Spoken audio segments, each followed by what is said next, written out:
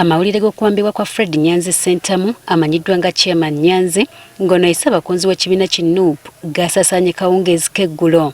Kyategeerekese ng'ono okuwambibwa bwe yabadde n'abantu abalala babiri nga ne Alex Waiswa Mufumbiro amyuka omugezi w'ekibiina kino yabaddeko era nga ye yabeesimatuddeko n'adduka. Twavudde wano ku ssaawa abadde ndowooza nga 12 kuba twadde tugenda Nakawanzi ne Chairman Nyanzi kuzimu ku nkiiko za kunga n'enkiiko ezimobilizingira ekibiina. Mu kuva wano twaviriddewo mmotoka ya Chairman Nyanzi kuba babaddewo abakulembeze bangi, so twavuddewo omulundi gumu kumpi naye ffe twadde twanguwa okusanga olukiiko. Agamba nga batuuka ku bbiri ewandegeya mu Kampala olw'akalippagano k'ebidduka eyagadde ave mu mmotoka akozese bodaboda okutuuka mu budde gye babadde balaga. Ne wabaawo mu mmotoka okubaganya ebirowoozo nti ffe nze n'ewa media tufune boda Chairman Nyanzi ajja kutusanga. In fact essimu Chairman Nyanzi gy'asembye okwogeraganya nayo yabaddeyo omwami eri gye babadde batulinze. Mu kiseera ekyo bano beekangiddeawo ng'omuntu gwe batategeera agudde mu mmotoka yaabwe n'asikayo emmundu n'amukwata amataayi. Kubanga omusirikale si musirikale kifeesi yaguddewo oluggi lwa sayidi yange.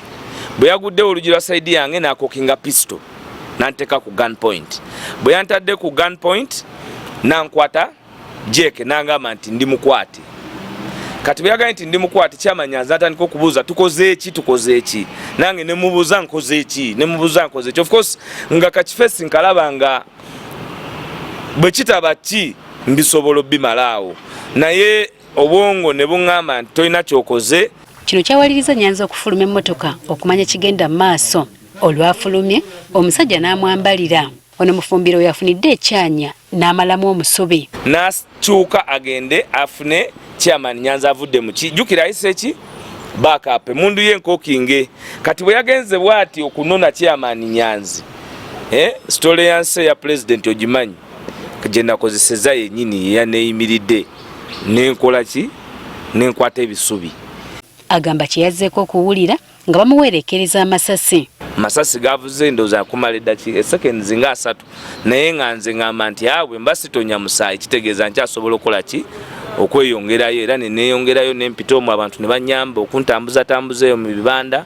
Nyanzi etwaliddwa n'emmotoka yaabwe mwe babadde okukwatibwa agamba lwabadde lukweruluke. Naye bw'otunuulira operation nga bwe yatambudde teyabadde mmotoka emu, tezaabadde mmotoka 2, zaabadde mmotoka 3. Ate ne wano ku kitebe kye nazudde twetooloddwa magye eyo yonna mwe basula.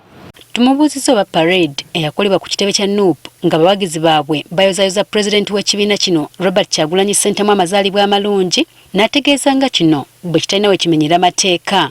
Ebyambalo bye baayambala bya bulijjo nnyo naye mpozi banyuma nnyo baali organized ate baali bangi kye bayinza omusango gwe babavunaana tugujje ku byambalo kubanga ovulo ne bwe tuva wano ne tugenda ku Shero oba ku Toto bamakanika bali mu ovulo myufu.